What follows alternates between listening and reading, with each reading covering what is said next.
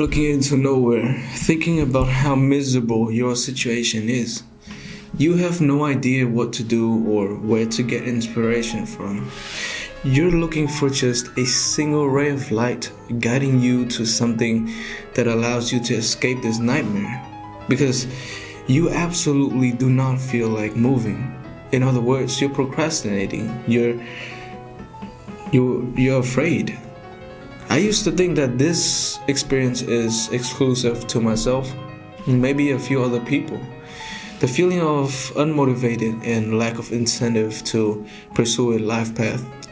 But it has came to my attention that the number is greater than I thought. So this video was created in the hope to be a solution to that problem. However, I did tell you no bullshit, so without beating around the bush so much, let's dive straight in. Here are 4 ways to solve your problems. First is to improve your lifestyle, especially for people with health problems. Health here means habits, physical health, and social health. Second is to prioritize rest, healing, and revamping, especially for people who feel emotionally exhausted. The third one is to craft a new meaning system, especially for those who feel like they lack a direction and meaning. And last, overcome limiting beliefs for those who has potential, but their beliefs are holding themselves back, not allowing them to move forward.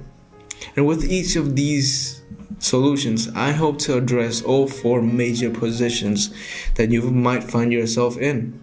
So, listen closely to the one that relates to you the most. Before we proceed though, I want to tell you that this is not a motivational video. You will not see me screaming in your face telling you to get up off your ass and do something worthwhile. Because this channel and this video and this channel is focused primarily on solving my audience's unfulfillment in crafting. So let me begin with saying that I guess it makes sense for us as humans to categorize things into your life as, either good or bad. That is also why we often feel like things are completely south or things are completely north. And I might say things like, I'm a failure or I'm a success. Either way, nothing in between.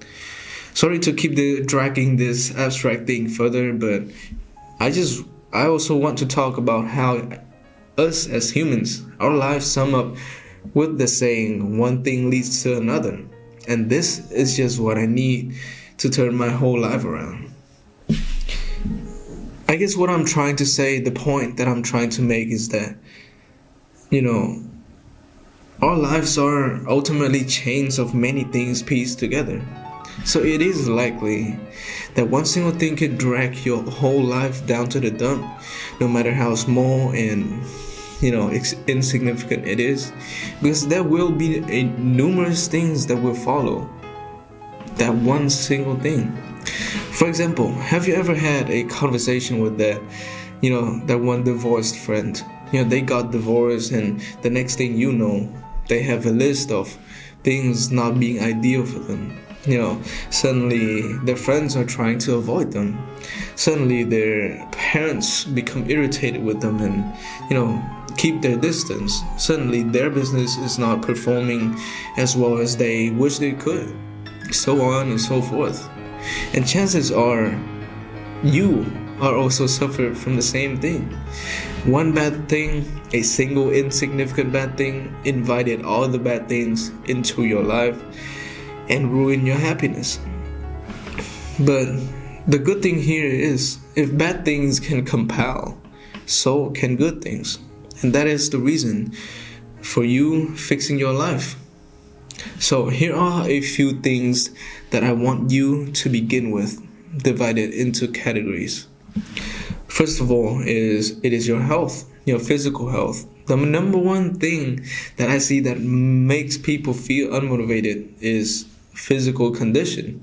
When you're in bad shape, your body sort of confuses the feeling of being unmotivated with the feeling of life sucks and I'm just a complete failure. For example, like a pure example, a person who has been meditating for a year will feel the effect of irritation when they suddenly skip their routines. And subsequently, they confuse that to be their mood. So if you're not that active, I strongly suggest you picking up some physical exercises. There are numerous options out there. Just pick one that gives you the most enjoyment and go from there. And now we move on to the second thing. The second thing to mention here is your place. What does your place currently look like? Is it messy, a little bit clogged up? There's no sunlight? I want you to clean things up and give it some air, give it a little incense and make your life just a tad more enjoyable. Also, I want you to pay attention to the habits that you have on a daily basis. Maybe, you're watching a little bit too much of pornography, or maybe you're drinking a little bit too much, you're smoking, you're playing video games a lot. And listen, I have been there in your exact position, and I'll be honest, I'm in the position, and I'll be honest, I am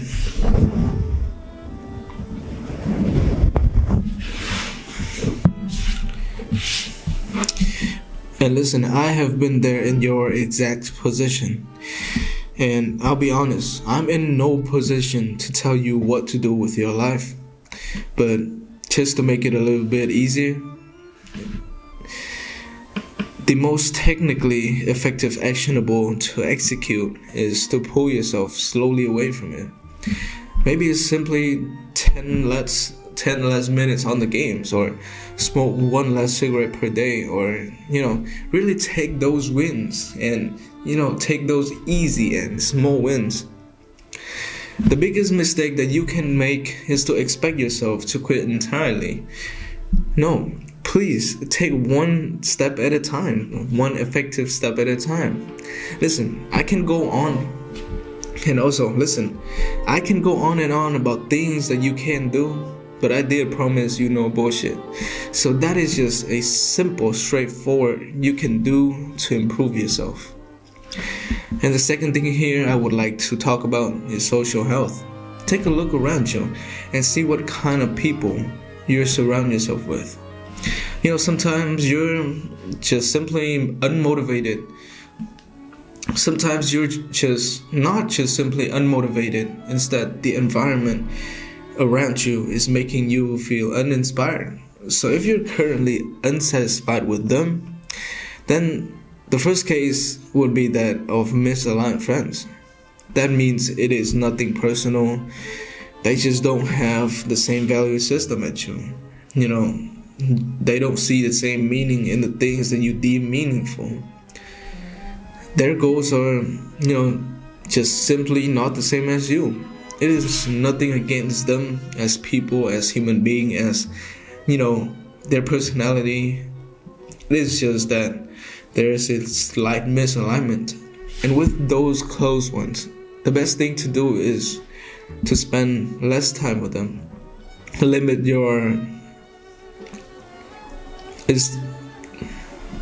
Focus on yourself. You don't have to remove them from your life, because your mom and your dad have been supporting you since you were little. Don't be harsh with them, but do keep it under a limit. They're just misaligned. Another reason for your poor social health is that you're simply hanging out with bad influences. And here I mean people that are simply trying to get you to do something you truly don't want. Drugs, sex, stupid things that you don't really feel like doing. And one action that I suggest for dealing with these toxic people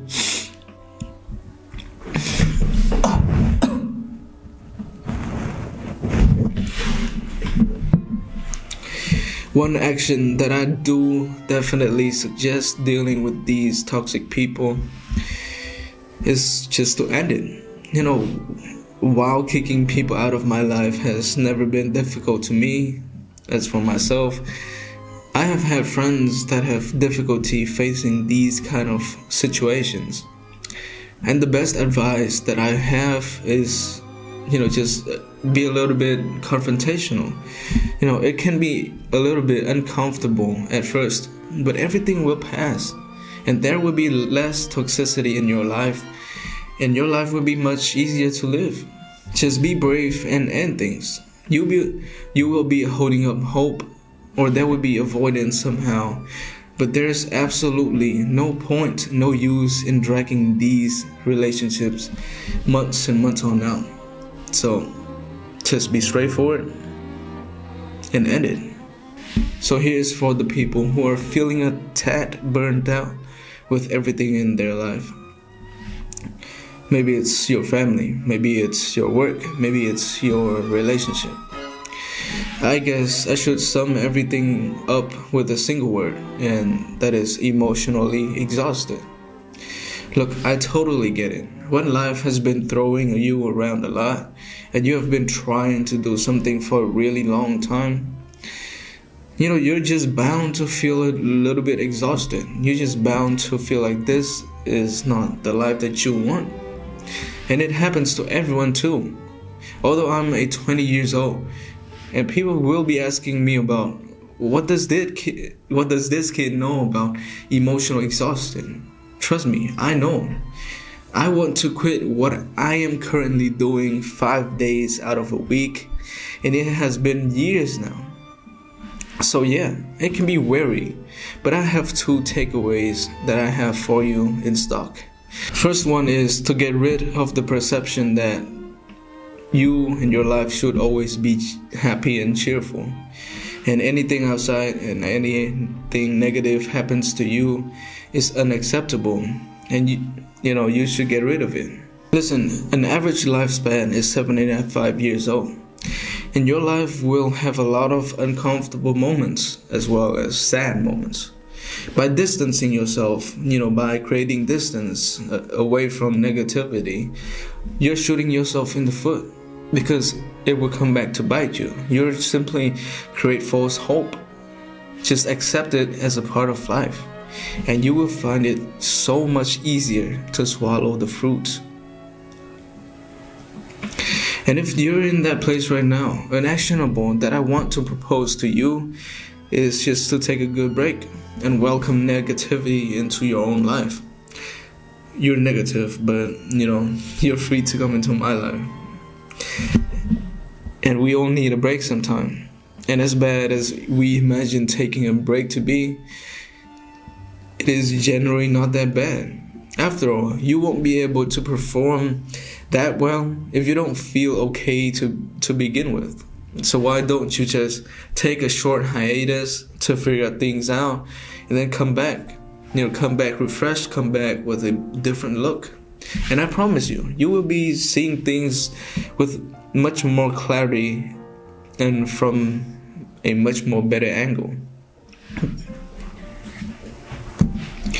Also, I do know that a lot of people will not be able to take long breaks, so here is a detailed action plan for a 2-day weekend retreat, just simply Saturday and Sunday.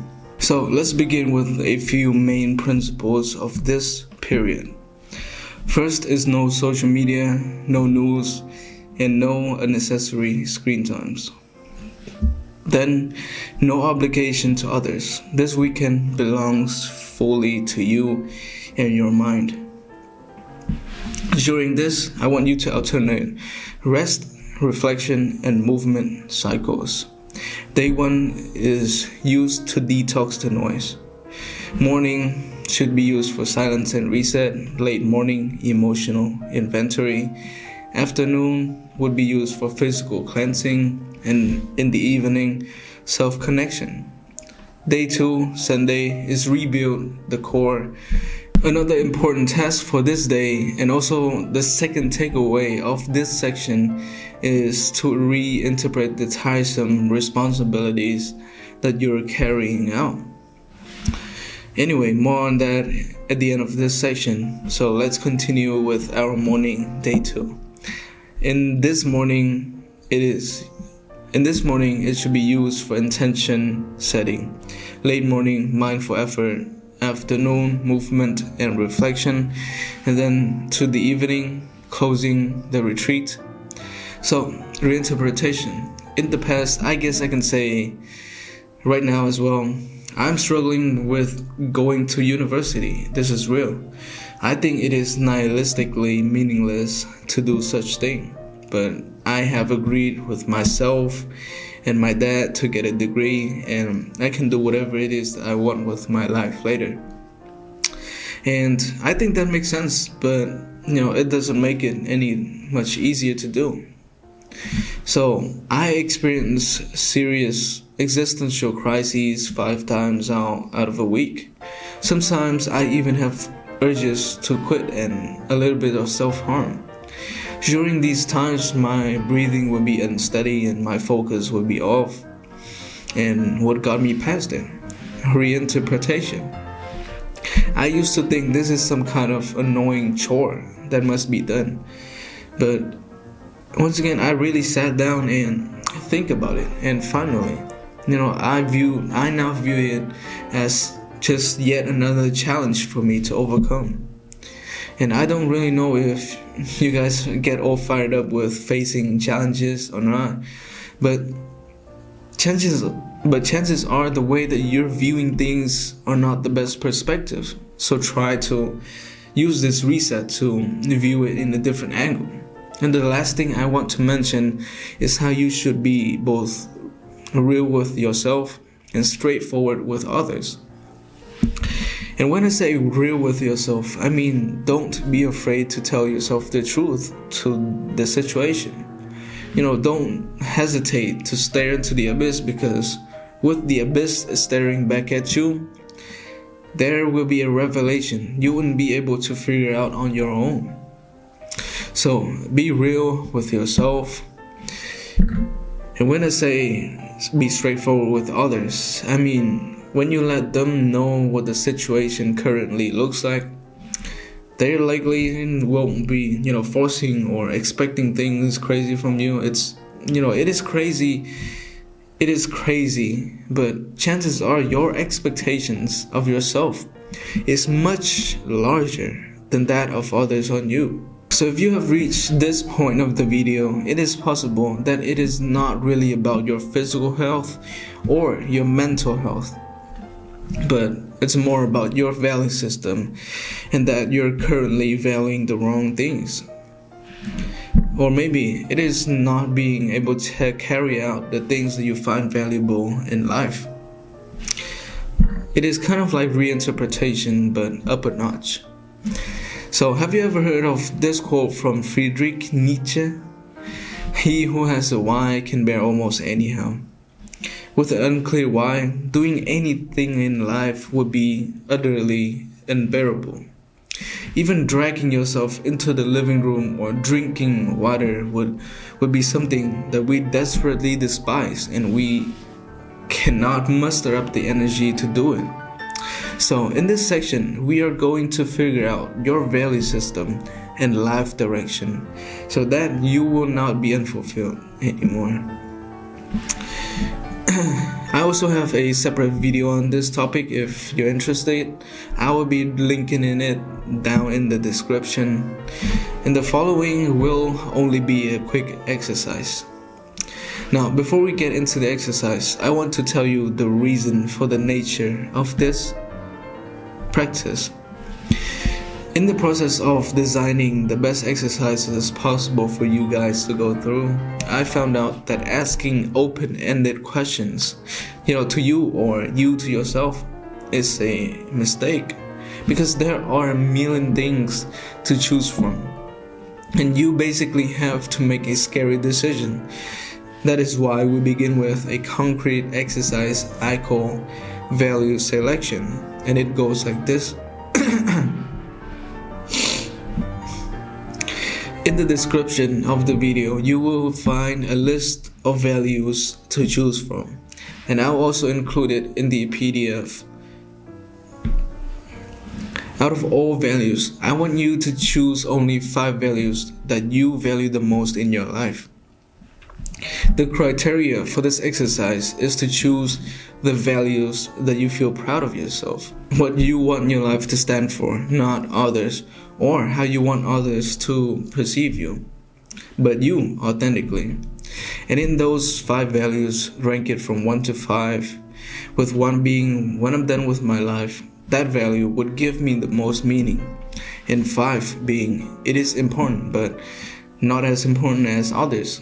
A word of caution though, if you incorrectly identify your value in this phase, or you try to lie to yourself, the following steps will definitely go down the drain. So take your time with it and think it through. And if you're done with that exercise, let's continue to the next one, the spectrum of your life.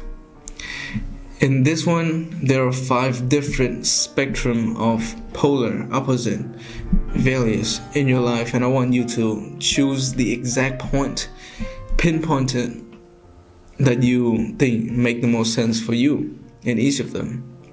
Keep in mind, it is not shameful to be on either side of this. So what matters is that it's really truthful to you. And now that we're over with the concrete quantitative exercise, I want you to ask, I would like to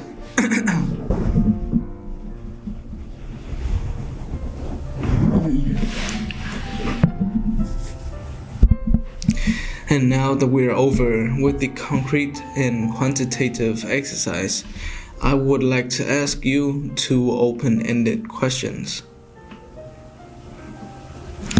Question 1 is about values. What are the values that you want to live by, even if the world opposes? And question 2 is about prioritization. What are the most important things in your life? Here, I want to point out the mistake that most people might make. It's misalignment. If you are currently doing these exercises, please ensure that this is truly how you feel. Because if for any reason you say it is 5, but in reality it is actually 5.2, the results will be extremely different. So take your time, because there's no need to rush, because a minor misalignment here can potentially cost years of your life. And if something does not feel quite right, please start over again. And then the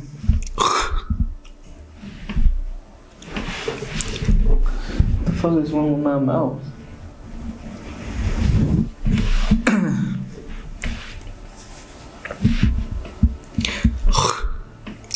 And if something does not feel quite right, please start again.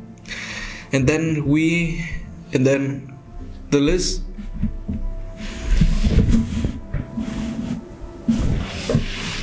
And then with the list of values, the next thing you can do is to create visions of the future reflecting those exact values. Imagine for 5 timelines. First is 1 month, second is 1 year, 5 years, 10 years, and at the end of your life, 5 in total.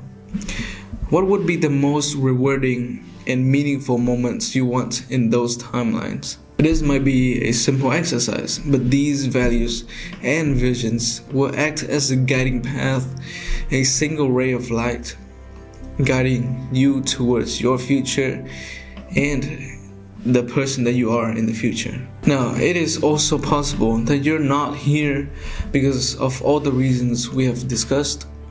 The last reason for your unmotivated attitude would be limiting beliefs. Maybe you have perfectionistic tendencies, or a fear of failure, or just maybe you have self-esteem issues. This section right here will serve as a solution to those issues. The first and most fundamental thing you should know about belief is its formula. A belief is created first by its origin, meaning the time and place and experience that originate this belief. Second is emotional intensity. This is when you have intense emotions that will go on to linger in you forever. Third is repetition. Every strongly held belief has happened times and times again, leading you to get used to it. And finally, integration, meaning it is not just something that happened. You take it deeper than that. You are a person who is that. You are the representation of failure, for example. And here's the good news. If there is a formula for limiting belief to form, there is also a formula for positive belief to form as well. Here are a few things that you should know and do. The first is contradiction. If you really look at it from an outside perspective, what is the underlying unbiased truth about the nature of this belief? For example, you might have a fear of failure. You might think things will go wrong. The contradicting thing about this belief is that failure is a nature of success. It is the reason that someone will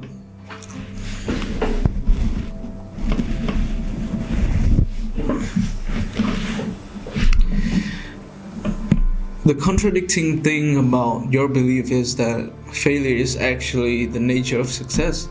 It is the period and only reason someone will ever be successful. Second is repetition of contradictions. If you keep it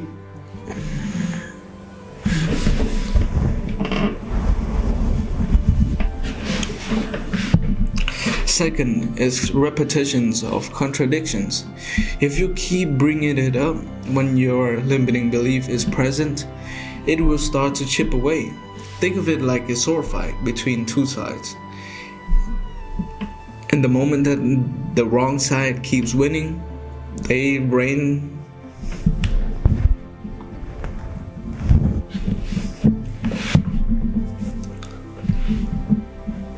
So here is an exercise you should run through.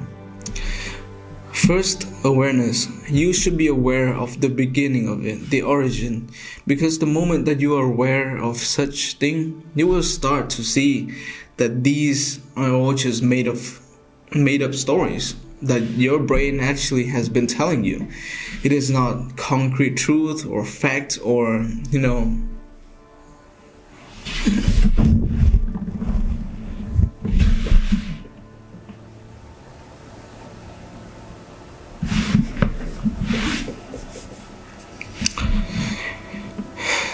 It is nowhere near the truth. So, when was this situation? What happened? What did you feel? And if you are to separate yourself from the situation itself, what are the truths of the situation? Really look at it from an outside perspective without being biased, and you shall see the whole story. Then contradiction. Now that you're seeing it for what it actually is, what is the contradicting point that you could use to ever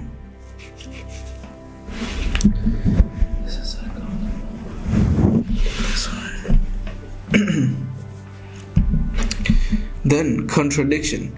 Now that you're seeing it for what it actually is, what is the contradiction that you could use if you ever encounter this scenario ever again? Or, in other words, what is the opposing belief? Think of it like two swordsmen fighting. And lastly, repetition.